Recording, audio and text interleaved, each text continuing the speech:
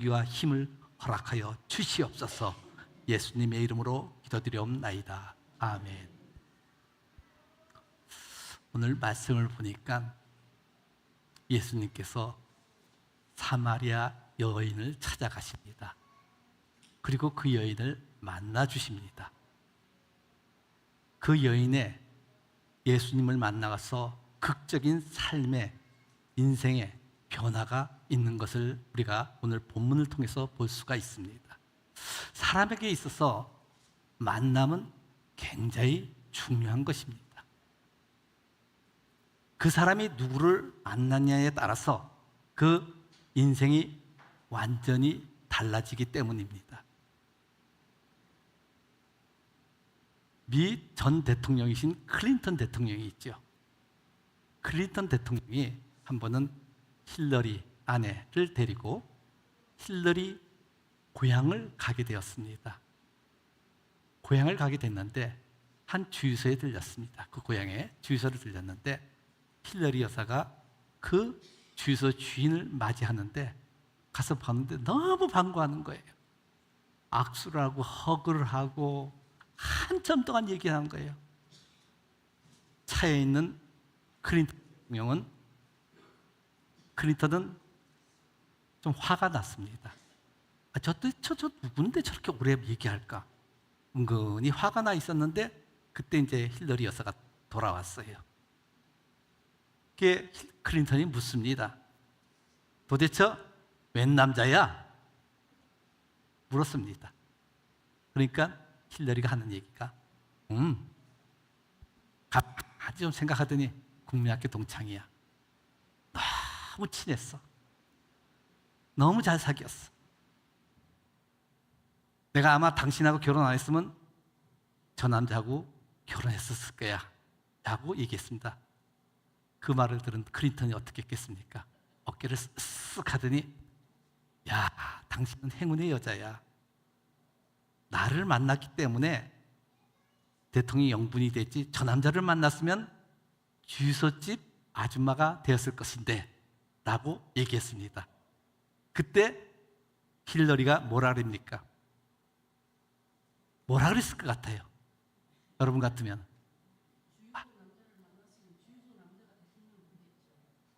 맞아요. 완전히 정확히 하네요. 내가 저 남자하고 결혼했으면 저 남자가 대통령이 됐을 거라는 거예요. 참 누구를 만났느냐? 힐러리가 클린턴을 만나서 잘 된 게 아니라 클린턴이 힐러리를 만나서 잘 됐다는 것입니다. 우리가 누구를 만나냐에 따라서 그 인생이 정말 어떻게 되는 것인지 참으로 중요한 것입니다. 오늘 예수님께서도 본문에 유대를 가야 하는데 유대에서 갈릴리로 가야 하는데 사마리아를 통행하여야 하는지라 했습니다. 이 말씀은 통행하여야 하는지라 하면 사마리아로 통과하는 것이 그렇게 썩 좋은 일은 아니라는 것입니다. 왜 그럴까요? 유대인들은 사마리아인과 원래 한 민족이었습니다. 그런데 왜 원수같이 지냅니까? 본래 통일왕국 시대에 있던 이스라엘은 솔로몬 왕 이후에 두 나라로 갈려졌습니다. 북이스라엘 왕국과 남유다 왕국으로 갈려졌는데 사마리아는 북이스라엘 왕국의 수도잖아요. 근데 거기 아수르가 지배하면서 그 사람들이 처음부터 똘똘 뭉쳐있으니까 안 되겠다 해가지고 그 사람들을 다른 나라로 이렇게 보내기도 하고 다른 민족을 그 안에 오기도 해가지고 서로 결혼을 하게 해가지고 혼혈 민족을 만들어 버렸습니다. 근데 유다 민족은 절대 그렇게 하지 않고 자기들은 자기들 혈통을 지켰던 것입니다. 그 다음서부터 사마리아 사람들을 상종을 하지 않았어요. 하지 않았습니다. 그 당시만 그런 일이 있습니까? 오늘날도 그런 일이 있다는 거예요. 오늘날도. 교회가 예배를 잘 듣다가 거기서 분란이 생겼습니다. 그래가지고 교회가 A교회, B교회로 갈라졌어요. A교회, B교회로 갈라졌어. 그러면 그 성도들이 바깥에서 이 그로소리라든지 어디 시내에서 길에서 만나게 되면 인사를 합니까? 안 합니까? 안 하지. 안 한다는 거예요. 마찬가지예요. 사마리아 사람들, 아이고 저 사람들 쳐다보지 않고 돌아가는 거예요.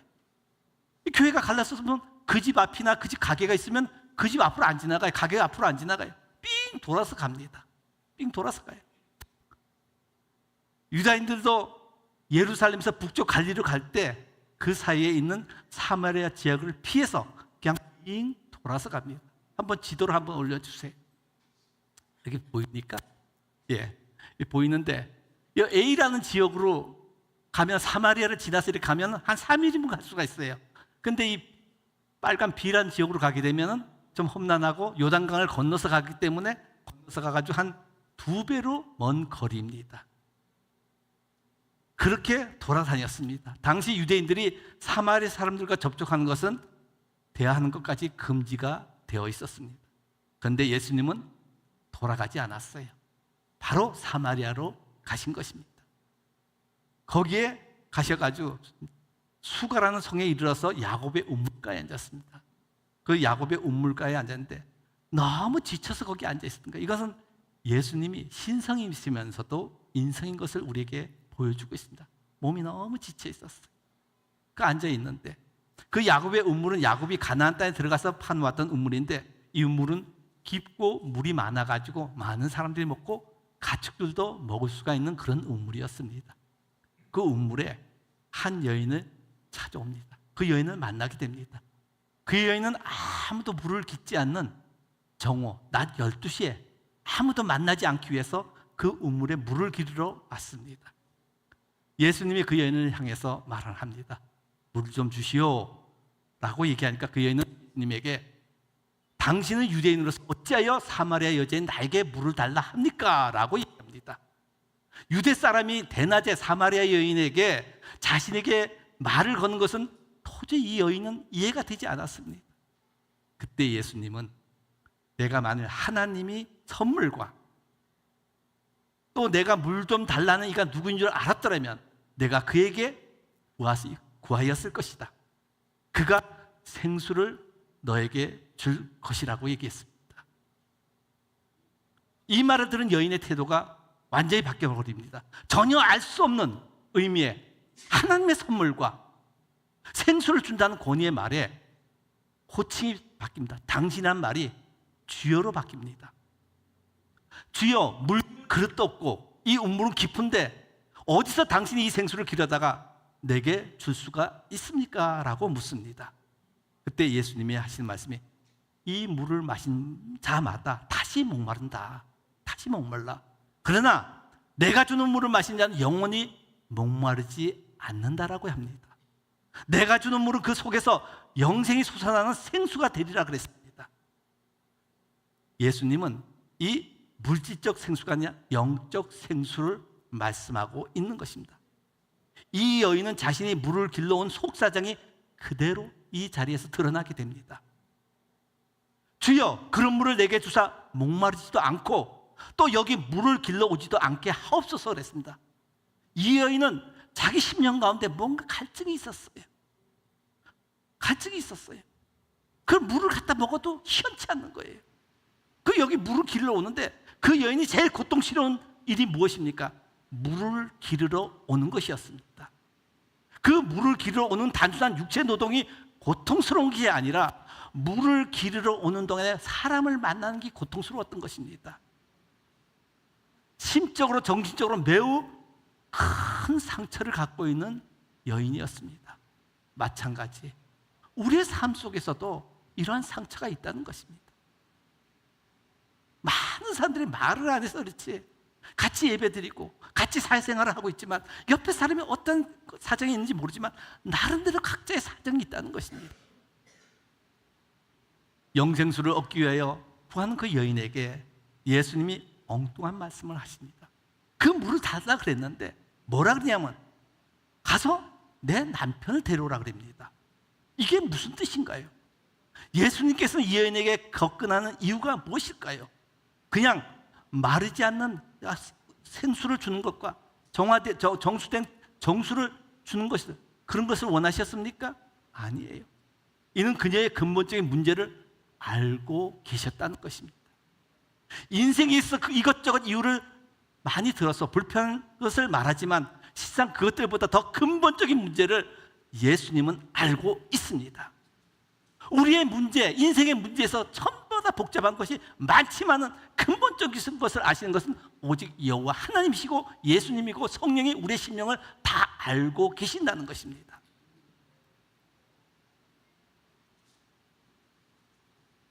인생에 있어 그녀의 근본적인 문제에 대하여 예수님은 그 문제를 쓱 건드려 봅니다. 예수님이 내 남편을 보러 오라는 말씀은 여인이 얼마나 놀랐는지, 나는 남편이 없어요, 그럽니다. 여인은 너무 놀라서 자기 동물에게 그냥 짧게 답변을 했습니다. 그리고 예수님은 그녀의 마음속에 감춰진 상처를 드러냅니다. 내가 남편 없다는 말이 맞다. 너에게 남편 5이 있었고 지금 있는 자도 내 남편이 아니니 내 말이 맞다는 것입니다. 그 여인의 안고 있는 모든 상처를 건드려 버린 것입니다. 그러자 이 여인은 남편의 남자도 꺼내지 않습니다. 화제를 돌려서 주여, 내가 보니 선지자입니다. 우리 조상들은 이 산, 즉 그림심산이죠. 그림심산에서 예배를 하는데 당신들은 예배할 곳이 예루살렘에 있다라고 합니다. 여인은 갑자기 예배 장소에 대해서 얘기하고 있다는 것입니다. 이 여인은 마음속에 예배라는 것에 대해서 많이 품고 있는 것을 얘기하고 있는 것입니다. 그러자 예수님은 참된 예배에 대해 말씀하시기를 여자여, 내 말을 믿으라. 여기서도 아니고 예루살렘도 아니고 아버지께 예배드릴 때가 온다. 예배는 어디서 드리는 것이 중요한 것이 아니라 어떻게 드리냐가 중요하다라고 말씀하고 있습니다. 너희 사마리아 사람들은 하나님을 잘 알지 못하고 맹목적으로 예배를 드렸으나 유대 사람은 하나님을 알고 예배를 드렸으니 이 구원이 유대인에게서 난다라고 얘기하고 있습니다. 사마리아 사람들은 따로 예배를 드렸잖아요. 근데 그들은 모세 오경을 주로 해서 예배를 드립니다. 율법적인 것을 드립니다. 그러나 유대 사람들은 모세 오경뿐이 아니라 구약 전체를 믿으면서 오실 메시아를 기대하면서 예배를 드린다는 거예요. 오늘날도 우리가 예배를 드리는 것이 그냥 율법적인 예배가 아니라 교회 마당만 밟고 가는 것이 아니라 우리의 참 구원자이신 예수님 앞에 앞으로의 미래에 있을 정말 나에게 영생 주실 그 분에게 예배드리는 참 믿음이 있어야 된다는 것입니다. 그것이 참 예배라고 말씀하고 있는 것입니다. 하나님은 영이십니다. 그러나 우리는 반드시 영과 진리의 예배를 드려야 한다라고 아버지께 이런 예배를 우리에게 원한다라고 말씀하고 있습니다. 그러자 그 여인은 자기의 신앙관을 말합니다. 메시아 곧 그리스도라 하는 이가 오실 줄을 내가 아노니 그가 오시면 모든 것을 우리에게 알려주실 것입니다 라고 합니다. 이 여인은 메시아를 소망하는 마음이 있었던 것입니다. 우리가 예배를 드리면서도 앞으로의 정말 주님의 재림을 기대하며 또한 내가 이 세상에 끝내 하더라도 영원한 생명이 있는 것을 알고 산다라면 내 예배가 온전한 예배가 된다는 것을 우리가 믿음으로 나가야 된다는 것입니다. 예수님이 그에게 말씀하기를 너에게 말하고 있는 내가 바로 그다라고 얘기합니다. 얼마나 놀랐겠습니까? 그래, 그 메시아가 나다. 이 말을 들은 가나안 여인은 인생의 갈증이 확 풀리는 거예요. 완전히 해갈이 된 것입니다. 그리고 주님을 만난 그 가운데 속에서 샘이 막 올라오는 거예요. 너무 기쁜 거예요. 예수님을 만남으로 부끄럽게 살아온 과거의 삶과 현재의 삶을 모든 것을 청산하게 되는 것입니다. 어떻지 못하고 당당하지 못하고 온갖 열등감에 쌓여있던 자신이 자유할 수가 있었던 것입니다. 여러분, 우리 삶 가운데 힘들고 어렵고 남의 눈치 보고 너무 억울하게 쌓여있던 것이 있으면 예수님을 만나게 되면 모든 것이 풀어진 것을 믿으시기 바랍니다.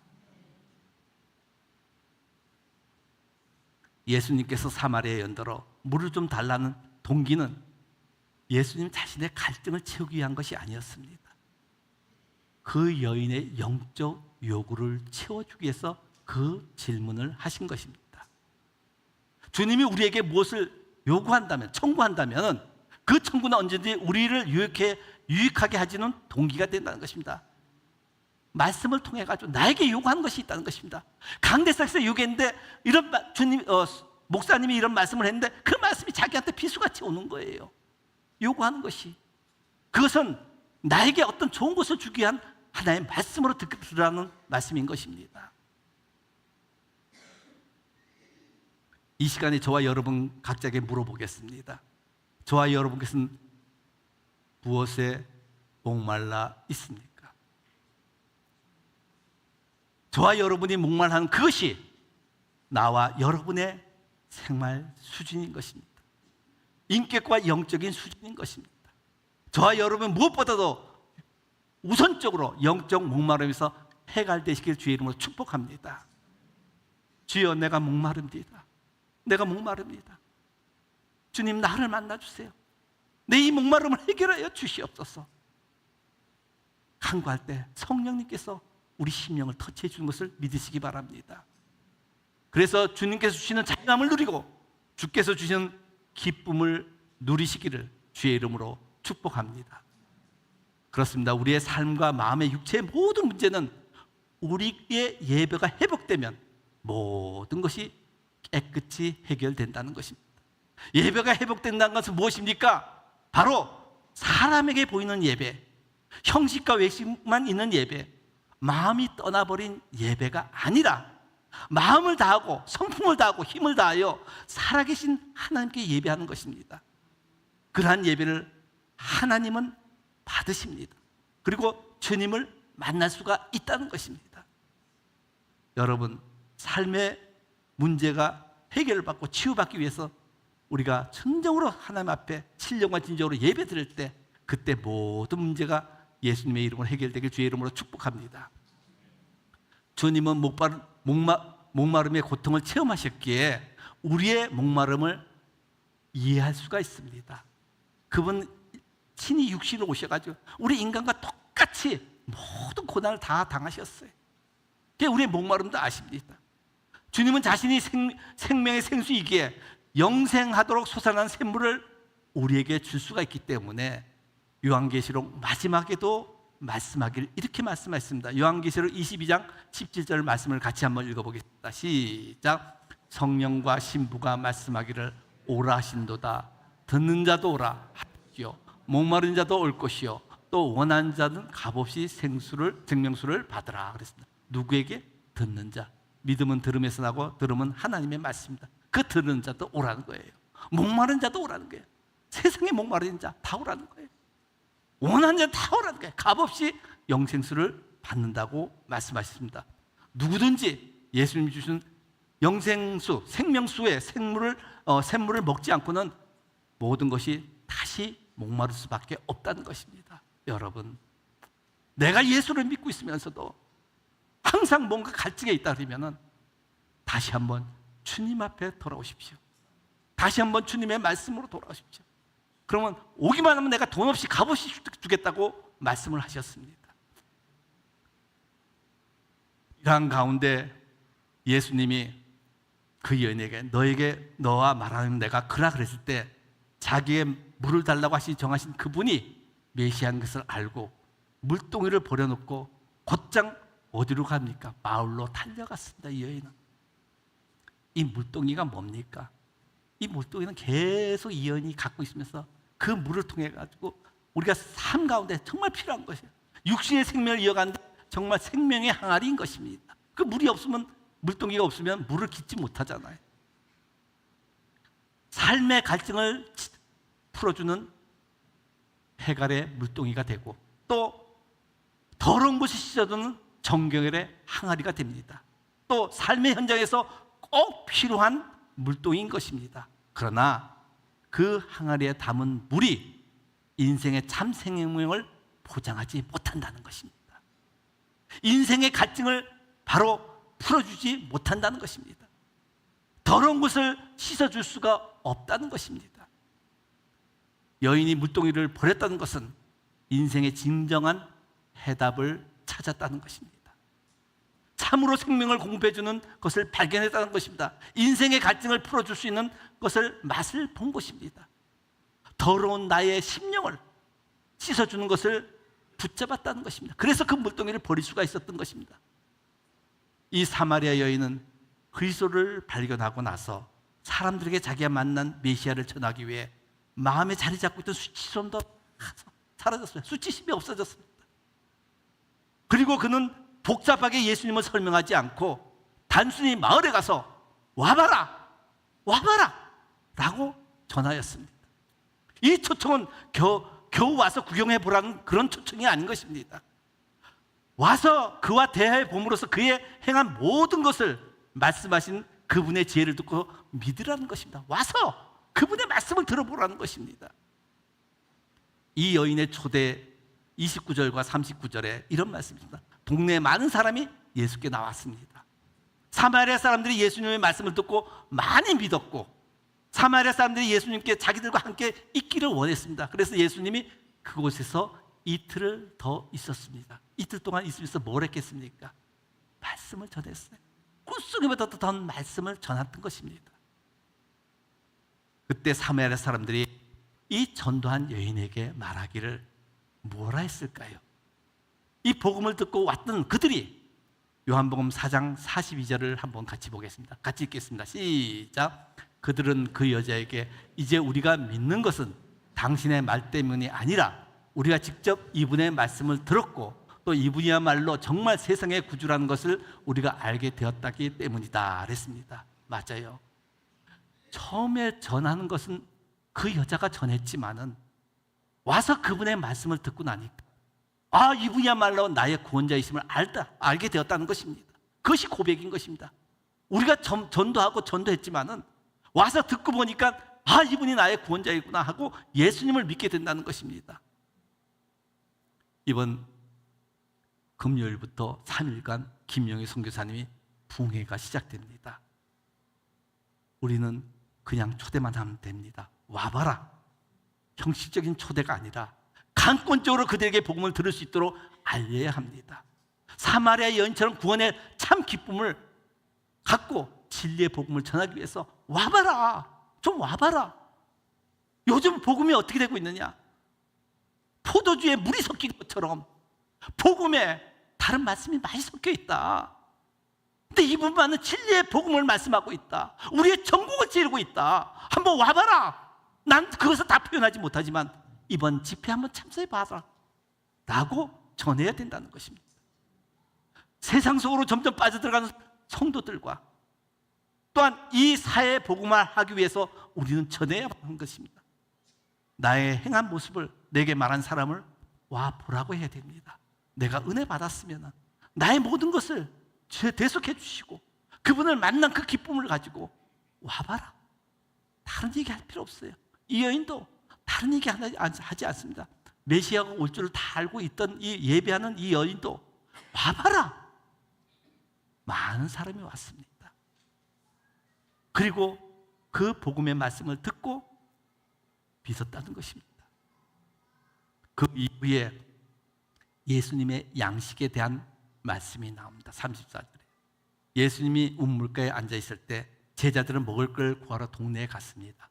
그리고 동네에서 돌아왔어요. 그리고 잡수실 것을 이렇게 드렸습니다. 예수님이 먹는 것을 거절했습니다. 난 너희가 알지 못하는 양식이 있다라고 얘기합니다. 그때 제자들은 누가 음식을 갖다 줬나? 여기는 이 사마리아 여인밖에 없는데 라고 서로 어리둥절하고 있습니다. 바로 예수님은 내 양식은 나를 보내신 하나님의 뜻을 이루고 그분의 일을 완성하는 것이라고 얘기했습니다. 바로 이 양식이 우리에게 소생하게 할 수 있는 힘을 주시는 양식인 것입니다. 우리 육신이 피곤하면 지쳐있을 때 음식을 먹고 마시고 하게 되면 피로가 회복되는 것처럼 사람이 일해야만 먹고 사는 것처럼 일하지 않는다는 것은 한 것이 아니라는 거예요. 마찬가지 주님은 하나님의 보내신 일을 하는 것이 먹고 사는 힘인 것을 말씀하신 것입니다. 죄 많은 이 한 여인을 심령이 살아나고 소망을 갖게 되는 것을 보고 너무 기뻐서 피곤하지 않아요.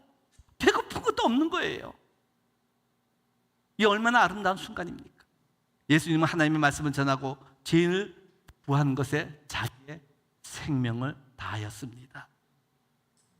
우리의 양식은 무엇입니까? 소극적으로 내 허기를 채우기 위한, 육체를 살기 위한 그런 양식입니까?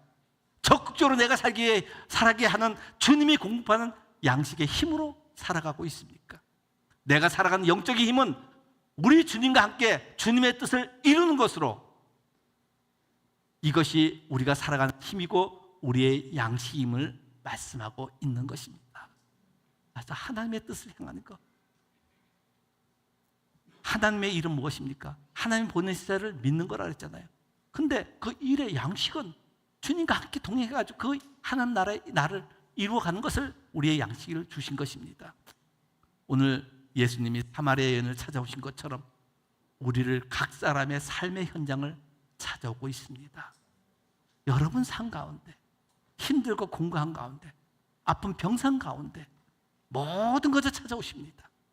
우리 각 사람의 삶의 현장에 찾아오셔서 주님이 나에게 무엇을 청구한다면 그 청구하는 것은 언제든지 나를 유익하게 하는 하나의 동기가 된다는 것입니다. 그 말씀에 순종하고 나아갈 때 우리의 예배는 회복되는 것을 믿으시기 바랍니다.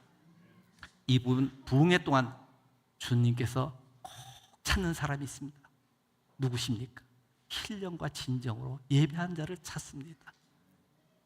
정말 찾아오신 주님과 친밀한 영적 대화 속에서 참 자유를 원해서 힘들고 지치던 삶이 다시 회복되기를 바라겠습니다. 이번 부흥회가 남의 부흥회가 아니라 내 부흥회가 되길 주의 이름으로 축복합니다.